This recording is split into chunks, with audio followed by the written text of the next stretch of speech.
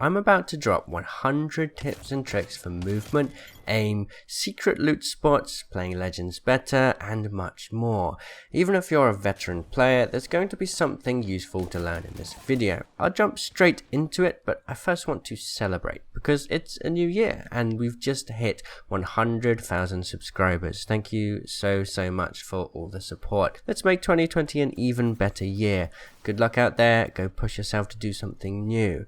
Alright, let's jump into the tips. I'll start with movement, then combat, then legend specific tips, then after jump into some other bits and pieces. If you're zigzagging back and forth to dodge bullets, don't move your aim too hard or you'll slow yourself down. You run faster with your weapon holstered, but every weapon will have the same movement speed when you have it equipped, including snipers and pistols. However, every weapon has a different ADS movement speed, so the heavier weapons will slow you down when aiming down sights. You can wall jump by sliding, then jumping again as soon as you hit the wall. Wall jumping is a very useful movement skill to be able to surprise enemies as you go past cover, or to keep them guessing whilst you're fighting. It can also be used to climb different areas more efficiently. You can skip the animation that plays when you climb over the edge of a wall by sliding, wall jumping, and then strafing in the air to divert your momentum back towards the wall over the ledge. Crouch spamming is a very effective way to avoid taking damage in fights. You can do it effectively in both hipfire and aiming down sights. Moving your aim down will make your legend move their head down too.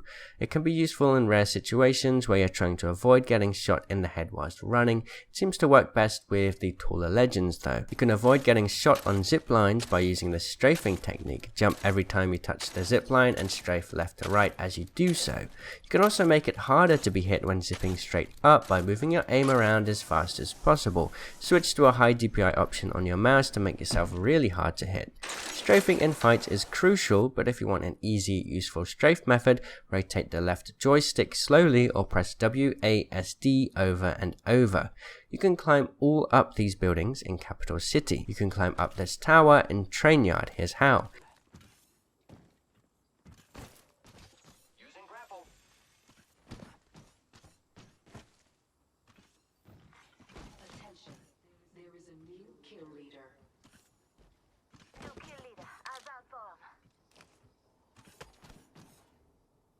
You can climb up this building in Capital City 2 and the same one in Skyhook. Alternatively, take a new route by going to the back of the building and follow my tips here. You decide you want to get up the back, so you have to do an air strafe this way and then an air strafe into the wall in front of you so that you can climb up on that AC unit. If you don't do the air strafe like this, then you won't quite get enough momentum. And another thing is you need to put away your weapon for this because that does give you a tiny bit more climbing height. If you want to be more difficult to hit whilst moving, a technique to learn is bunny hopping. I have a more in-depth guide in the description, but the basics are jump, hold crouch, and spam jump. Strafe from left to right in the air and hold the corresponding movement keys. So strafe left and move left, then after 2 or 3 jumps, transition to strafing right and moving right. If you want to be able to look behind you for enemies but stay moving, for example when running from the ring, you can bunny hop backwards. You simply have to reverse the movements from standard bunny hopping. If you need to get to the ring fast, the quickest movement method will be to holster your weapon, run, slide, and jump. Then wait 3 seconds for your momentum to reset and slide and jump again. This is the fastest. It may not be flashy, but it's faster than bunny hopping, running, or any other non-ability based move. If you want to land safely on the train without flying off, first position yourself over the train and then press all movement directions to slow your movement. When you land, you'll almost always land straight down instead of flying off. Make sure you don't land on top of a loot bin or other boxes on the train though, because this can send you flying too. You can slide instantly after a climb onto a flat surface for a quick boost of movement speed. If you want to get the most speed when going down a hill, try to bounce off of the very edge of objects. It will give you a small boost of speed. You can do this with bunny hopping or just by sliding and jumping. Otherwise, it's best just to slide down without any other tricksy moves. It's rare you'll be able to put this to use, but if a grenade does damage to your raw health, not your shield, it will blast you with a huge boost of momentum. So either be aware of this when nades come flying your way, or use it to get a powerful boost of momentum, but with a big cost of health, it's hard to make it a viable movement strategy. You can cancel your charge rifle charge at any time by putting your weapon away and re-equipping it. Useful for if you want to quickly shoot down a cargo drone or make a shot and miss and want to re-aim without wasting time.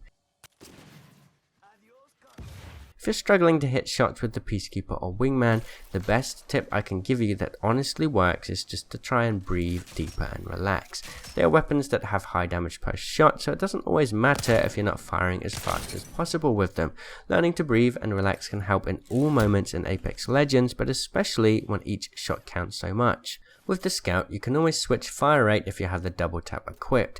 At longer ranges, it's best to use single fire and spam it, but then you can switch to double tap at closer ranges, and that has potential. Weapon stocks can reduce the time it takes to change your weapon, but after doing the math, it always makes more sense to put your better stocks on heavier weapons if you have them. For example, if you run a Devotion R99 loadout, you'll save so much more time with a purple stock on the Devotion than you would with it on the R99. If you struggle to control the recoil of some weapons, for example the Flatline or Devotion, try to spam fire the fire button instead of holding down the trigger. The recoil will reset slightly between shots and it will be far easier to hit your shots. If you want to no-scope with the Kraber, first make sure you are crouched because it will minimize the area of spread that the bullet could land. The shot will still be random, but it's less random, so make sure you're as close as possible if you need to get a shot. The Kraber will not do enough damage to down somebody if you hit them in the body. However, they will have very little health left. Instead of waiting for your Kraber to rebolt, quickly switch weapon, press the ADS button once whilst switching and start spam firing. The ADS action will be queued whilst you're firing, allowing you to be as quick as possible. You can then readjust your aim after. This tip also works for switching out any weapon. Say you do high damage with a Peacekeeper, you can press the switch weapon button and hold down fire whilst you're switching, and so long as you have a full auto weapon, you'll begin firing as soon as possible, saving crucial milliseconds in the middle of combat. Just remember that you'll then need to rebolt your Peacekeeper or Kraber for the next engagement. Each weapon has a unique hipfire spread that's often different to what the on-screen UI shows you. For example, the Scout is very accurate in hipfire so long as you are standing still. The Spitfire, on the other hand, has worse hipfire accuracy despite the on-screen UI making it look like it would be better than the Scout. I'd suggest watching Lord Spink's video on this if you want more information, but generally the Scout is one of the best hipfire weapons. The triple take is decent, and the Wingman always has its first shot accuracy when hip firing and crouching, but following shots are random. Most weapons have reasonable hipfire accuracy and some even better when staying still, so don't be afraid to crouch spam whilst hip firing. With knockdown shields taking up more room on a player's body now, sometimes it's better to just go for the execution. Not only will it refresh your shields, but you might just save time over just trying to shoot into any gaps whilst they constantly spin around. I think this will always be in every guide ever, because people seem to forget. Aiming down sights with the Peacekeeper and EVA doesn't improve their spread, but it does improve the spread of the Mastiff and the Mozambique massively. In fact, it turns the Mozambique from a trash tier weapon into a viable weapon to land on at the start of the game with this one tip, and with hammer points it can be very good. If you struggle to hit your shots, try turning hit markers off. Sometimes it can be distracting to see what you're hitting, and removing all of the information on screen can help with that. You'll lose out on prompts about players being in your traps if you play as Caustic or Watson, but for every other legend it's a great option because you'll still get information on screen when you hit people because of the damage numbers. As Wraith, you can phase when an arc star lands to avoid it doing damage to you. You can also do this to avoid thermite and lava damage too. Listen and look carefully when using Wraith's portals. You can hear when somebody enters a portal, which could be a clue somebody is following you. You can also see other players in the void, so if they travel through the other end of the portal as you travel through, you'll see them. It's useful to know this to potentially escape situations where people are chasing you down. I always find it's a good strategy to throw thermites down at portal entrances too. That way players that chase me will take damage and they'll usually portal back. Watson fences and gas traps are also good alternatives. As Pathfinder, spend some time practicing maintaining momentum after grapples. A good grapple can send you far, but if you bunny hop after grapples you can go even further. Mostly you want to try and aim to land on a high ledge and jump off of that, and you can keep going and chain lots of jumps together. As Pathfinder, you'll minimize your chance to go splat when using the grapple by leveling yourself out of the ground before landing, so try to land as parallel with the ground as possible. To do this perfectly, you need to perfect the swinging motion you perform when doing a grapple. I'll put a link to Moki Sniper's Guide to Grappling because it covers this in much better detail. As Watson, don't be afraid to use your ultimate as a makeshift piece of cover. It can turn around fights when you least expect it, and it recharges fast, and just one ultimate accelerant will be enough to get 100% ultimate charge again anyway. Watson's effectiveness isn't as great in World's Edge as it was in King's Canyon, but there are some areas she does well, for example at the top of many zip lines in Capital City and Skyhook buildings.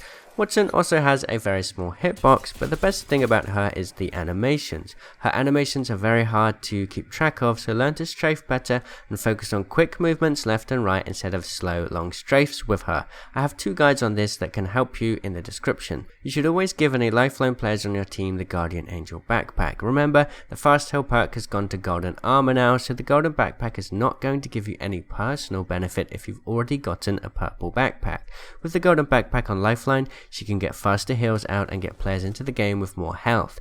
Carry as many shield cells and batteries as possible with Lifeline and learn to heal in every possible second and take pokes of damage against other players. Heal after you take peeks around cover or when you turn corners. Learning to heal like this will mean you'll always have a health advantage, and you can quickly just cancel the heal animation if you don't have enough time to finish it. If a match is quiet, players may rush to a Lifeline drop, so it's best to call it whilst other Lifeline drops happen or when a respawn happens nearby, unless you don't mind players rushing towards you, of course.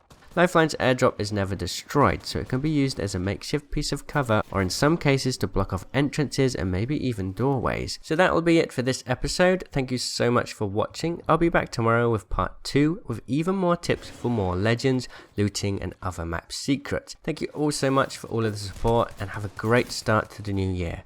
I'll see you in the comments. Cheerio!